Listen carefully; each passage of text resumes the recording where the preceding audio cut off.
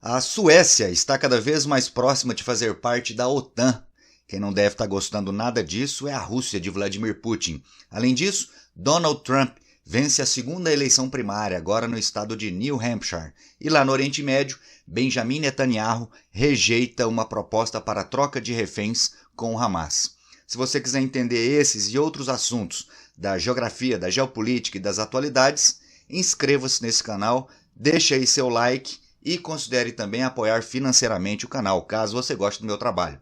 Aqui do lado estão as informações da chave Pix, vou deixá-las também na descrição aqui desse vídeo. Galera, vamos lá, regala seus olhos e seus ouvidos para o lado de cá.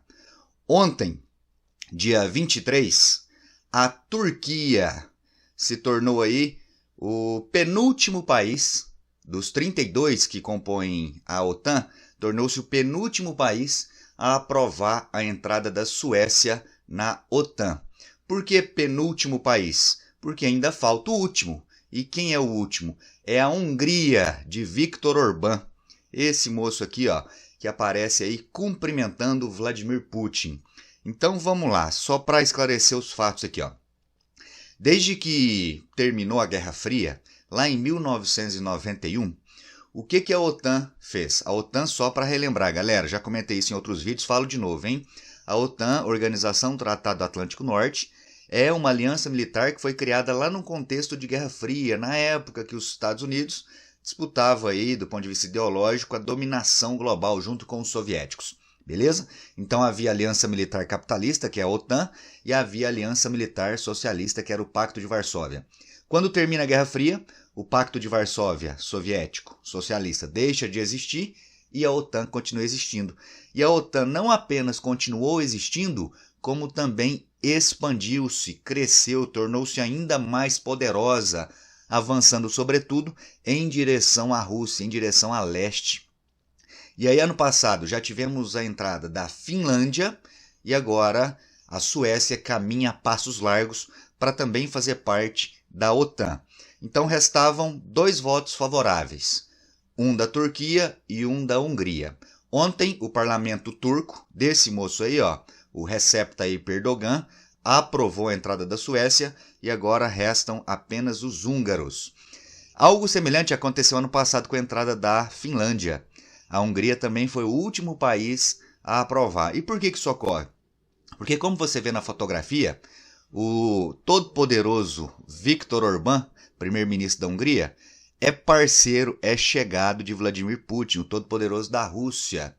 Então, para não desagradar o amigo, né, o aliado, a Hungria faz esse jogo de cena dentro da OTAN. Mas no final, tudo indica que a Hungria também vai aprovar a entrada da Suécia, como fez com a Finlândia no passado.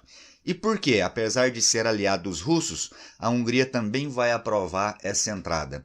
Porque a Hungria é membro da OTAN, é membro da União Europeia e por isso sofre muita pressão dos demais países europeus. A Hungria depende muito economicamente desses laços que possui com os principais países da Europa. Então, da mesma maneira que a Hungria não quer desagradar a Rússia, a Hungria também não pode desagradar os europeus. Então ela fica fazendo aí esse jogo de equilíbrio entre esses interesses antagônicos, que são os interesses da Rússia e os interesses da Europa, que por vezes estão alinhados também aos interesses de quem? Dos Estados Unidos da América. Beleza? Aqui, ó, eu separei 2 imagens para você perceber o tanto que a OTAN se expandiu e principalmente em direção à Rússia, o que desagrada muito os russos. Esses países que você vê na listagem aqui, ó, são todos os países que hoje fazem parte da OTAN. Por ordem de entrada, né? Aparece do lado aqui o ano. Ó.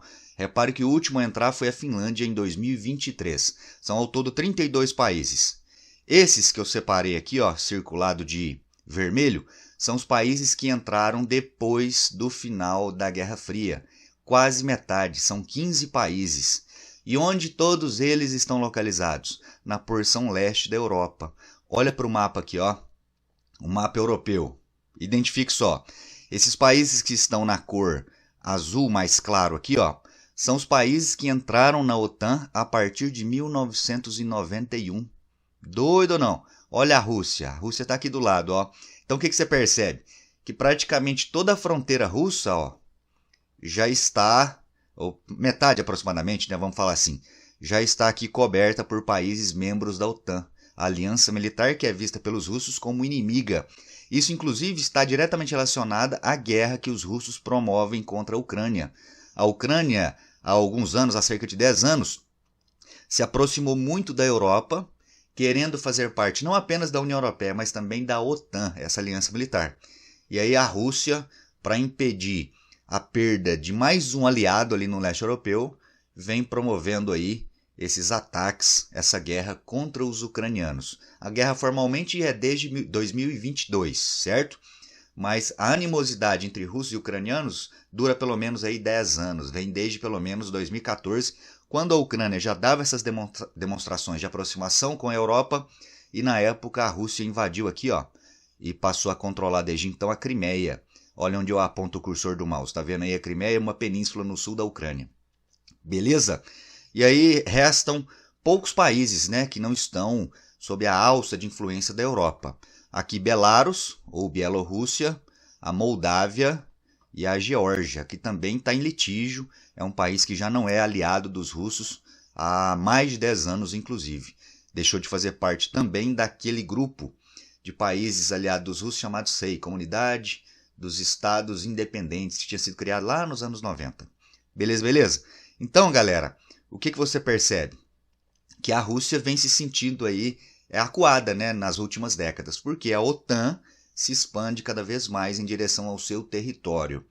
E você deve ter ouvido já ditados assim, né, que um bicho selvagem, quando fica acuado, o que ele faz? Ele ataca. É isso que os russos estão fazendo. Eu não quero aqui com essa fala dizer que a Rússia está certa ou está errada. Eu estou te expondo os fatos. E aí você faz a sua conclusão. Maravilha? Um outro ponto importante que é legal de ser mencionado é que quando terminou a Guerra Fria, havia um acordo de cavalheiros, mais ou menos assim. O que é um acordo de cavalheiros? É um acordo que não está documentado, não está assinado, não tem nenhum documento que rege esse acordo. E que acordo era esse? Era o de que a OTAN não iria se expandir.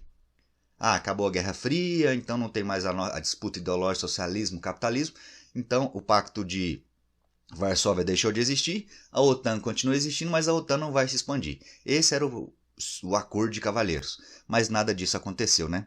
Como eu te mostrei, ó, a OTAN desde o final da Guerra Fria praticamente dobrou de tamanho, dobrou em número de membros. E muito provavelmente terá ainda esse ano mais um, que é a Suécia. Ficou claro isso aí, galera? Beleza? Além desse assunto, ontem, foi dia 23, terça-feira, ocorreu a segunda eleição primária, agora no estado de New Hampshire, para a escolha do candidato do Partido Republicano para a disputa presidencial no fim do ano lá nos Estados Unidos. E Donald Trump, mais uma vez, saiu vencedor. A diferença agora foi bem menor, né, dele para o segundo colocado, se comparado à diferença do estado de Iowa, que foi semana passada, ele teve mais do que o dobro de votos do segundo candidato. Na ocasião, o segundo candidato que perdeu lá em Iowa abriu mão da disputa, que é o governador da Flórida, Ron DeSantis, e agora tem apenas dois, o Trump e a ex-governadora da Carolina do Sul e ex-embaixadora na ONU, Nikki Haley. A diferença foi bem menor, mas ainda assim Trump venceu, confirmou o favoritismo, e assim, gente, só uma hecatombe para tirá-lo dessa disputa presidencial no final do ano. E isso é cada vez menos provável de acontecer. Beleza? A próxima eleição primária será no começo de fevereiro, dia 13, se não me engano. E aí será no estado da Carolina do Sul, onde a Nikki Haley foi governadora. Então ela é muito popular por lá. Se ela perder, aí definitivamente ela pode abrir mão dessa pré-candidatura. Tem gente que fala, inclusive, que ela pode repensar essa candidatura, né? Porque uma derrota para ela no estado em que ela foi governadora seria muito vergonhoso para a biografia política dela. Vamos acompanhando aí, mas tudo indica, repito aqui, que o Trump vai levar com muita facilidade essa indicação do Partido Republicano e muito provavelmente vai vencer as eleições contra o Biden lá em novembro. Beleza? E para encerrar, notícia vindo aqui da guerra entre o Hamas e Israel.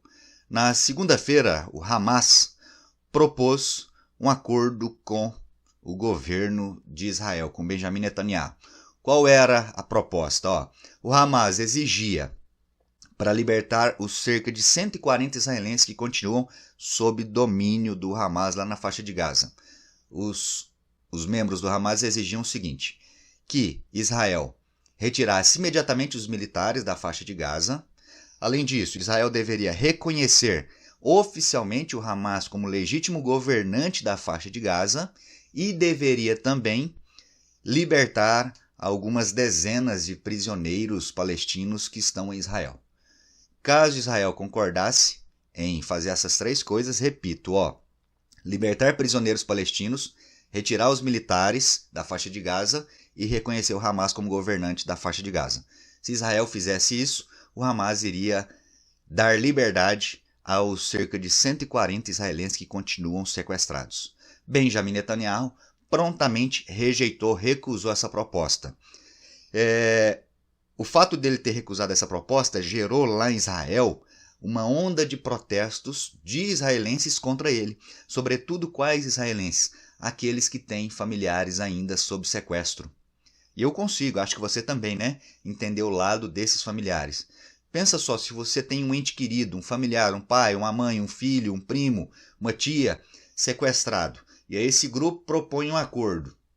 E o seu líder não aceita esse acordo. É natural que essas pessoas fiquem revoltadas com esse líder que rejeitou o acordo que poderia dar a liberdade ao seu ente querido. Foi isso que aconteceu. Benjamin Netanyahu, inclusive, vem enfrentando uma popularidade cada vez menor junto aos israelenses. Muitos afirmam, inclusive, que ele só continua como primeiro-ministro porque o país está em guerra. Mas se não fosse isso, ele já tinha sido tirado do poder há muito tempo. Beleza, galera? Fechou? São esses os temas que eu queria trazer e tratar com você agora. Espero que você tenha compreendido e gostado demais desse vídeo. Te aguardo no próximo. Um forte abraço, valeu, até!